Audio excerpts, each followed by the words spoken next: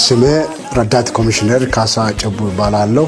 የሲዳማ ብሔራዊ ክልላዊ መንግስት ፖሊስ ኮሚሽን ምክትል ኮሚሽነር እና ወንጀልና ትራፊክ አደጋ መከላከል ዘርፍ ኃላፊ ነኝ። በመጀመሪያ ደረጃ በሲዳማ ብሔራዊ ክልላዊ መንግስት በሐዋሳ ከተማ የሚደረገው ክራይስት አርሚ ኢንተርናሽናል ቤተክርስቲያን ከመጋቢት 12 እስከ 14 የሚደረገው ኮንፈረንስ እንኳን ሁላችን በሰላም አደረሰን ለማለት ፈልጋለሁ። እንደሚታወቀው ሲዳማ ብሔራዊ ክልላዊ መንግስት ፍጹም ሰላማዊ ስራዎች በህዝብ ተሳትፎ የሚሰራው ስራ ነው። ይህንን ኮንፈረንስ ለማካሄድ አጠቃላይ ሲዳማ ብሔራዊ ክልላዊ መንግስት አብያተ ክርስቲያን ወንጌላዊ ካውንስል ጋር በመተባበር የሚደረጉ መንፈሳዊ ኮንፈረንስ ከመሆኑ ጋር ተያይዞ አጠቃላይ ኮንፈረንስ አዘጋጅ ኮሚቴ ጋር በመቀናጀት ስራዎች የጀመርንበት ሁኔታ አለ። ኮንፈረንሱ የሚደረገው ሐዋሳ መስቀል አደባባይ ነው። መስቀል አደባባይ በሶስት ተከታታይ ቀን የሚደረጉ ኮንፈረንስ ያለ አንዳች የወንጀል ሁኔታ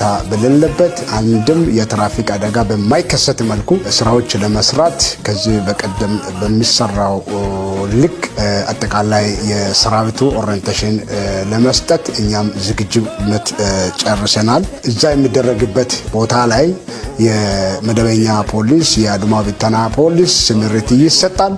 ከዚህ አልፎ አጠቃላይ ታዳሚ የሚመጣበት ሁኔታ በብዛት ስላለ የመኪናዎች የተሽከርካሪ ፓርኪንግ ጭምር አዘጋጅተናል። ፓርኪንግ አካባቢ የሚሰሩ ትራፊክ ፖሊሶች ከወጣት የተደራጁ አንጸባራቂ ለብሶ ማንነታችን በሚገልጽ መልኩ ችግር በማይኖር ሁኔታ ስራዎች የሚሰራበት ሁኔታ አለ። እዛ አካባቢ ኮንፈረንስ የሚደረግበት መስቀል አደባባይ ከመሆኑ ጋር ተያይዞ መንገድ እንዳስፈላጊነቱ የሚዘጋበት ሁኔታ ይኖራል። ምክንያቱም ለእግረኛ መጨናነቅ በሚኖርበት ጊዜ ትራፊክ በየቦታ ስለተመደበ ሁኔታን እያየ መንገዱን እየዘጋ የተሽከርካሪ ፓርኪንግ እያስቆመ እግረኛው በማይጨናነቅ መልኩ አደጋ በማይከሰት መልኩ ትራፊክ ቆሞ የመስራት ተግባሩ ላይ ኦሪየንት የተደረገበት ሁኔታ ነበረ።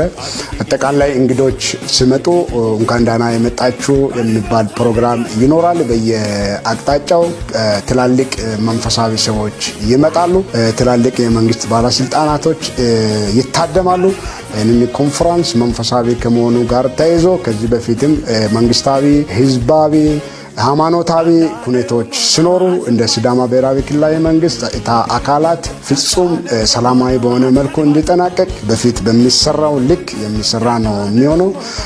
ምንም አይነት ስጋት የለም። እንደ ሲዳማ እንደ ሐዋሳ ሰላማዊ ነው። አልጋ ቤቶች ከማህበረሰቡ ጋር በደንብ ውይይት እናደርጋለን። የንግዱ ተቋማትም በዚህ